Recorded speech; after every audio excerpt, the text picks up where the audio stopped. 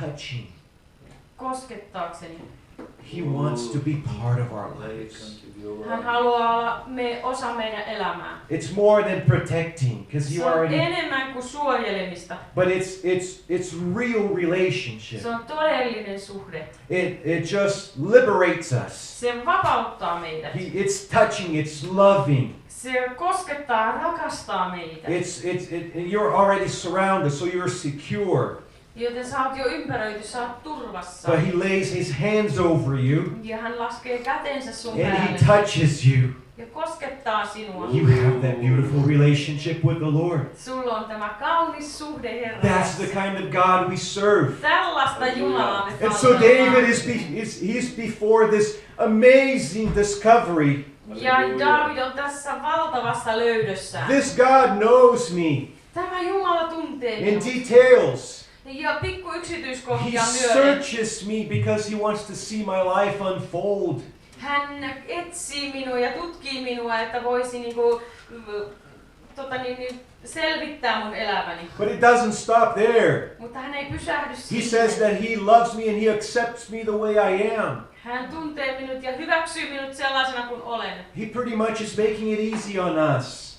Hän tekee sen meille helpoksi. He's saying, I accept you. Että hän sanoo, että minä hyväksyn Come sinut. to me. Tule minun Let's luokse. have a relationship. Että meillä olisi suhde. I will lay a siege over that city and I will protect you.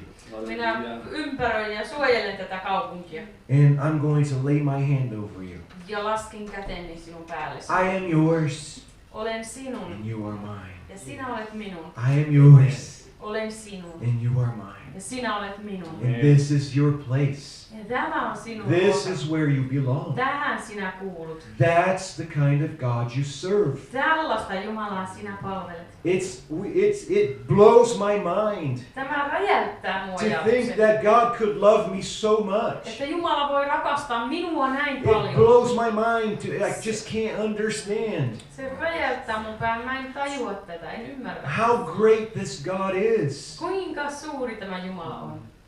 To love me the way I am. Rakastaa minua sellaisenaan. That's just amazing. Se on ihmeellistä. There is a quote by Tim Keller, and it's in a book called The Meaning of Marriage. Ja yhdessä tämmöisessä avioliittokirjassa on tämmöinen lainaus. So it talks about marriage, but Se puhuu avioliitosta, mutta it's very much the same in our relationship God mutta and sama us. pätee Jumalasuhteeseen. To be loved, Tullakseen rakastetuksi, but not known, mutta ei tunnetuksi. is comforting. Se on To be loved, but not known, is comforting. tulla rakastetuksi, mutta ei tunnetuksi. Se on lohdullista, But it's superficial. mutta se on pinnallista. You understand that? Ymmärrätkö tämän? Okay. To be loved, Olla rakastettu, but not completely known. mutta ei täysin tunnettu. It feels good, Tuntuu hyvältä, but it's not deep. mutta se ei ole syvää. It's superficial. Se on vaan pinnallista. Does that make sense? Joo? Yeah. Okay. To be known, but not loved, Ja olla tunnettu, mutta ei rakastettu. is our greatest fear. Se on meidän suurin pelkomme. Does that make sense? Yes. So you are known, Sinut tunnetaan, but you were not accepted. mutta sua ei hyväksytä. That's our greatest fear. Se on meidän suurin pelkomme. Now, he's talking about a marriage relationship. So Tästä puhutaan avioliitosta. we have two things at the same time here. Kaksi asiaa kulkee samaaikaisesti. Two teachings. Kaksi opetusta. And but to be fully known and truly loved, Mutta että on täysin tunnettu ja rakastettu. it's like being loved by God. Se on sitä, että on rakastettu. Se on sama asia kuin, että Jumala rakastaa To minua. be truly known Että todella minut tunnetaan and truly loved, ja todella rakastetaan. it's a lot like being loved by God. Se on aivan kuin Jumalan rakastamana olemista. It is what we need more than anything. Sitä me tarvitaan enemmän kuin mitään. We need it. Me tarvitaan God sitä. created us that way. Jumala loi meidät sitä sillain. Don't call me needy. So, you know, some people just call you like, ooh, you need so much. Joku sanoo, että sä oot niin tarvitseva, sä tarvit niin paljon. That's not it. Ei se oo sitä. That's just how God created you. Se on vain sitä, miten Jumala on meidät luonut. It doesn't matter if you're a big macho man or if you're a woman. Ei oo väliä, että ootko sä joku machomies. I've found that some of these men that just look so macho. Mä sain tietää, että jotkut miehet, jotka on niin machon näköisiä. A lot of times they're the most broken ones. Niin useimmiten he on niitä kaikkein rikkinäisimpiä. We all need God. Me kaikki tarvitaan Jumalaa. Does that make sense? Onko tässä mitään järkeä? No? Yeah. Yes. Okay.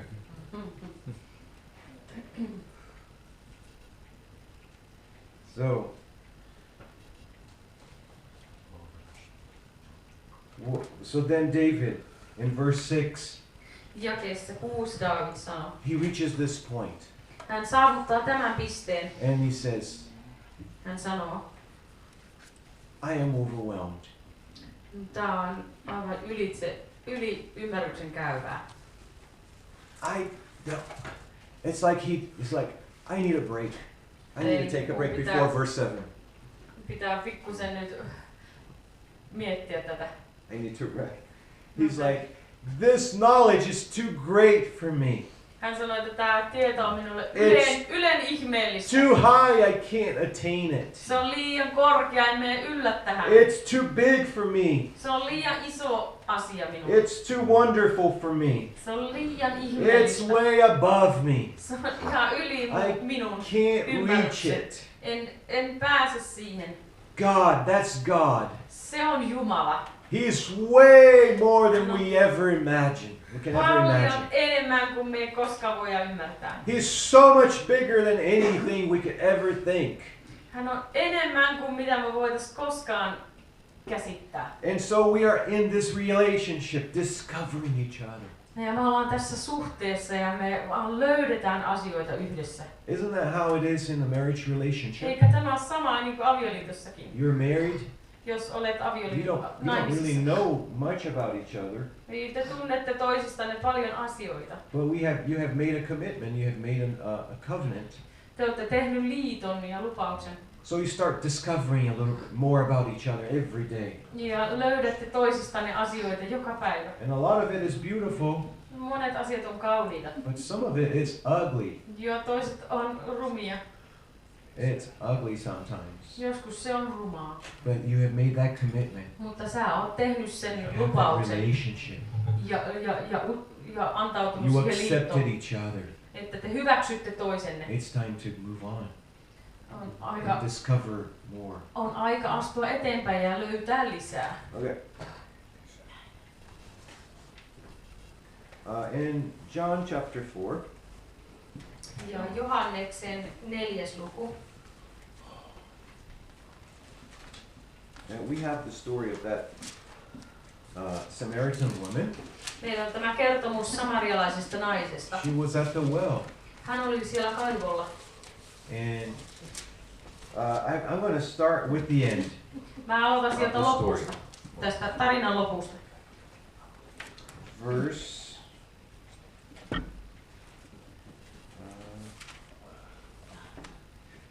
29. Jakeesta 29. Come see a man Tulkaa katsomaan miestä, who has told me everything that I ever did. joka kertoi minulle kaiken, mitä olen tehnyt. Can this be the Christ, Ei kai hän vain ole Kristus, the Messiah, the anointed one? Messias, voideltu. I don't think I've ever seen anyone this excited about being known about their sins. En ole nähnyt tähän mennessä vielä ketään, joka olisi näin innoissaan, kun joku tuntee hänen syntinsä. Yeah, she was really happy about the fact that Jesus already knew that she was. Hän oli niin iloinen, että Jeesus tiesi kaiken hänestä. She was a sinful woman. Ja hän oli syntinen nainen. Okay, so I told you I went to the very end of the story. Mä kerroin, että mä menen tänne tarinan loppuun. But when you look at the beginning, Mutta kun katsot tätä alkua, Jesus comes to her. Jeesus tulee tämän naisen luokse. He was on a journey with the disciples, Jeesus oli matkalla opetuslasten kanssa. and he stopped Ja hän pysähtyi to rest, lepäämään. and he stopped at the well. Pysähtyi siihen kaivolle. And there was this woman from Samaria, Tässä oli tämä samarialainen nainen. and Jesus said to her, "Give me a drink." Jeesus sanoi hänelle, että anna minulle juotavaa. You know what Jesus is doing? Tiedätkö mitä Jeesus on tekemässä? He's starting a conversation. Hän aloittaa keskustelun. You know how? I mean, if I ask the guys here especially, Jos mä kysyn teiltä miehet, how did you first start making a conversation with your wife or your että miten sä aloitit keskustelun sinun tulevan puolisosi kanssa? or Jukka? How did you what did you use to get close to Jana? Mitä sä teit, että sä pääsit Jaanaa lähestymään? She's not here. Vastaanko mä? Tell me. Kerro. Mä myin pianoa. He sold a piano. You stole her piano? Oh, she was buying it. She was buying a Right, piano. yeah. Wow. But what did you tell? I mean, you sold it to her? You sold the Sä piano? myit sen pianon siis hänelle. Joo, no ei me päästy kauppoihin asti, mä jäin itse. We didn't get that far in the house. Okay. She decided to not buy the piano from you. Yeah. Is that it? Okay. So you know, Jesus was starting the conversation here. Jeesus aloitti tässä keskustelun. Yeah. So Jesus, I mean, he was thirsty, Jeesus oli janoinen and so he comes to her and he says to her, "Give me a drink." ja tulee naisen luokse ja sanoo, että anna juotavaa. And this Samaritan woman didn't really understand this. Ja tämä samarialainen ei oikein ymmärtänyt. Oh, first of all, you shouldn't be talking to me because you're a man and I'm a woman, Ensinnäkään sun ei pitäisi puhua mulle, kun sä oot mies ja mä oon nainen. and you're a Jew and I'm a Samaritan, and we Sä know oot that we don't juutalainen get ja mä oon along. samarialainen, niin me ei oikein tulla toimeen. And so, and then Jesus answered to her, Jeesus vastasi hänelle. and he gives us some truth. Hän antaa totuuden. Jesus comes to us and he brings truth to us. Jeesus tulee meidän luokse ja antaa meille totuuden sanoja. He knows how to do that, right? Hän tietää, miten sen tekee. And he says, but he said it in a little bit of a poetic way, I should say. Voisin sanoa, että Jeesus muotoili sen ihan runollisesti. If you had only known and had Jos- recognized God's gift. Niin, 10, verse 10. Jeesus sanoi, että jos sinä tuntisit Jumalan lahjan ja hänet, joka sanoo sinulle. If you had recognized that God's gift and who it is that is saying to you, "Give me a drink," you would have asked him instead, and he would have given you living water. Ja hänet, joka sanoo sinulle, anna minulle juotavaa, niin sinä pyytäisit häneltä ja hän antaisi sinulle elävää vettä. Now Jesus knew how to impress her. Jeesus tiesi, miten hän tekee vaikutuksen tähän naiseen. This certainly got her attention. Ja sai hänen huomionsa. Living water, she probably never heard of that word before. Ehkä hän ei ollut kuullut koskaan tällaisesta elävästä All vedestä. she knew was the water that was from the well. Vain hän tiesi sen veden, joka tulee sieltä kaivosta. And in her mind, all she could understand was earthly things. What Jesus was offering her was way beyond her Ehkä nainen vaan ajatteli tämmöisiä maallisia ajatuksia ja ei ymmärtänyt, mitä Jeesus voi niin paljon korkeampia asioita tarjota. And she said, "Lord, you don't have anything to get that water." Hän sanoi, että Sir. Herra, et Sir. sinulla ei ole mitään niinku astia, millä sä ammentasit. So, okay, so Jesus answers her. Jeesus vastaa hänelle. All of the ones who have drank of this water will be thirsty again. Kaikki, jotka juo tätä vettä, janoaa uudelleen. But whoever takes the drink of water that I will give him shall never be thirsty anymore. Mutta joka juo sitä vettä, mitä minä annan, niin hän ei koskaan janoa enää. But the water that I will give him shall become a spring of water welling up, flowing within him for eternal life. Siitä vedestä, jota minä annan, tulee hänessä lähde, joka kumpuaa iankaikkiseen elämään. Okay, so I want you to try to get this picture. Mä haluan, että te saatte tämän kuvan. This woman was living life as usual. Tämä nainen eli ihan tavallista elämää. It's like she didn't know much more beyond that. Hän ei tuntenut mitään sen ulkopuolella. Her little world was very small to her. Hänellä oli niinku tämmöinen pieni elämä. Now Jesus comes and offers not this little world, but this big world. Ja Jeesus ei tullut tarjoamaan tällaista pientä elämää, vaan valtavan suuren elämän. And just listen, God, He did that before and He does still that today. Että kuule tämä, että Jumala teki silloin tätä ja hän tekee vielä tänä päivänä tätä. And He says, I am wanting to give you something that will last eternally. Hän sanoi, että mä haluan antaa sinulle jotain, joka kestää ikuisesti. It's something greater than what you have. Jotain paljon suurempaa kuin mitä sulla on. And then she started, with the knowledge that she started throwing some Siitä ymmärryksestä, mitä tällä naisella oli, niin hän alkoi heittämään asioita. Things of her own mentality. Hänen omasta ajatusmallistaan. And then she said, well, the woman said to him, Sir, give me that water so that I may never be thirsty again. But wait, that's not there. What I want to say. Yeah. So give me that water then so that I can't be thirsty again. Niin nainen sanoi, että anna minulle sitä vettä, niin mua ei tule koskaan jano. She wanted the convenience of not having to go to that well again and take water from there. Ehkä ajatteli, että tämähän olisi tosi helppoa, ei tarvitse mennä enää kaivolle hakemaan vettä. Her mind was still stuck in the earthly things. Hänen mieli oli vieläkin kiinni näissä maallisissa And asioissa. then Jesus says to her, Jeesus sanoi hänelle,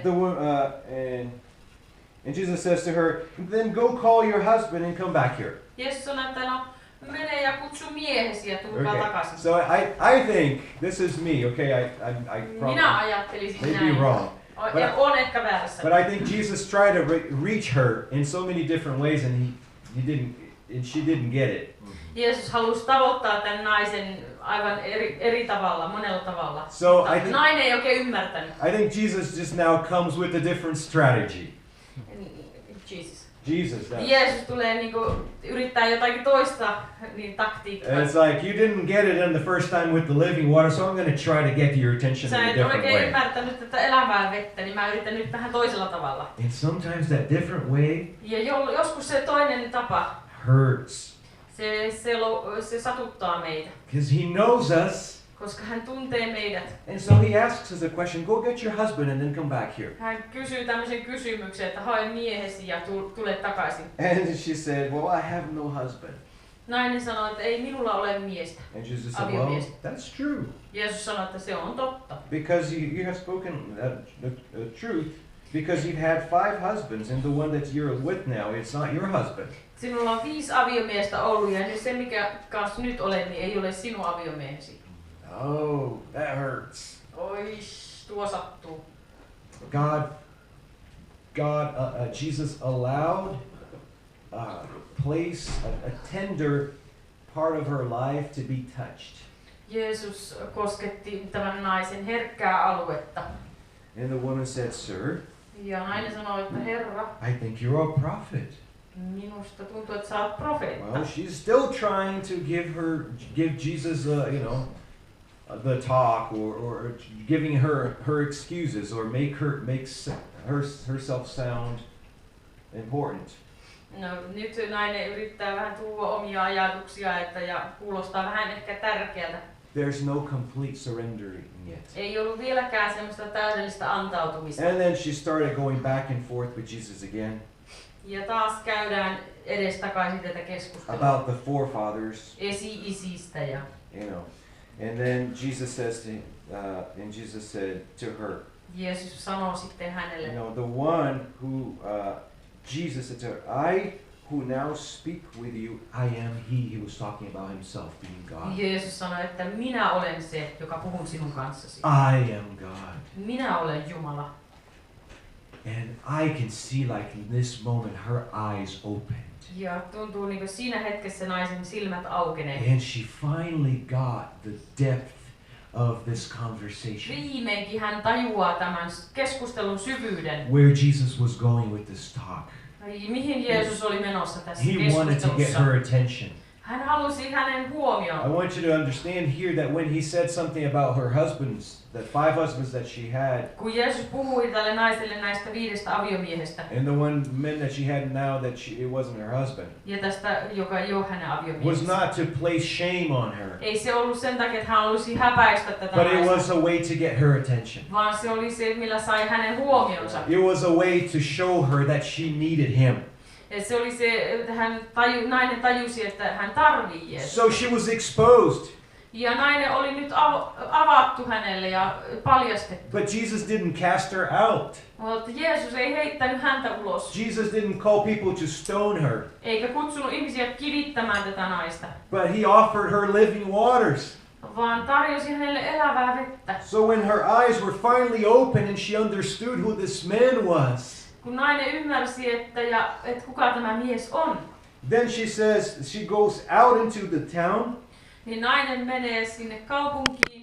She left everything she had, the water, and it went in the way into town. Jätti kaikki vesiastiat ja meni sinne kaupunkiin. And she started telling everybody. Ja alkaa kertoa Now, kaikille. she had just been exposed and she is completely vulnerable. Hän on nyt ollut aivan paljastettu ja aivan haavoittuvainen. But she received the love of Jesus. I believe she received that love Mutta mä of Jesus. uskon, että hän otti siinä vastaan Jeesuksen And rakkauden. she started going out and saying, I met this man that knew everything about me. Hän meni kertomaan, että minä olen tavannut tämän miehen, joka kertoi kaiken minusta. And those are not pretty things that he knew about me. Eikä ne ollut kauniita asioita, mitä hän And tiesi she minusta. started going out, telling everyone about him. Alkaa mennä ulos kertomaan kaikille. Do you see the immediate reaction? Näetkö tämä välittömän Do reaktio? you see it here? Näetkö tämän? When God touched her, Kun Jumala kosketti häntä, she immediately started telling other people, hän alkoi välittömästi kertoa muille ihmisille. hey everybody, come here. Let's go quick before he goes away. Mennään äkkiä katsomaan ennen kuin se lähtee pois. This is not just any man. Tämä ei ole mikä tahansa mies. He is a prophet. Hän on profeetta. He knows everything about me. Hän tiesi kaiken minusta. Like I could see the excitement even in someone knowing all of her rotten parts of her life. Mä näen tässä valtava innostuksen, vaikka Jeesus näki kaikki nämä mädät asiat hänessä. But she understood the call. Hän ymmärsi sen And kutsun. it changed her life. Ja se muutti hänen elämänsä. And that's what God wants to do with you. Sitä Herra haluaa sinun kohdalla tehdä myös. I pray Ja mä rukoilen, that when we are done here, että kun me ollaan päätetty täällä leirillä, that this part of your life with Jesus will be transformed also. niin että tämä paikka Jeesuksen kanssa, niin se muuttaa sinut. If you didn't see him as this beautiful God that wants to have a relationship with you, that wants to know you more, Jos et ole vielä nähnyt häntä semmoisena Jumalana, joka haluaa tämän kauniin suhteen sinun kanssa, I pray that your understanding is, God would open up the eyes of your understanding so that you can mä rukoilen, että Jumala avaa sinun silmät ymmärtämään tämän so you asian. can have this relationship with Että this sä voit beautiful saada man, tämän kauniin suhteen hänen kanssaan. Jesus, Jeesuksen our kanssa. bridegroom. Jeesus meidän ylkämme, sulhasen. He is beautiful. Hän on kaunis. We love you, Lord. Me rakastetaan sinua, Herra. We thank you for the relationship. Me kiitetään tästä suhteesta We sinun thank kanssa. you because you accepted us. Kiitos, että sinä hyväksyit meidät. You saw our sin. Sinä näit meidän synnit. You saw our brokenness and weakness. Näit meidän heikkoutemme ja rikkinäisyytemme. And you accepted us. Sinä hyväksyit You meidät. invited us to be part of your family. Kutsuit meidät osaksi sun perhettä.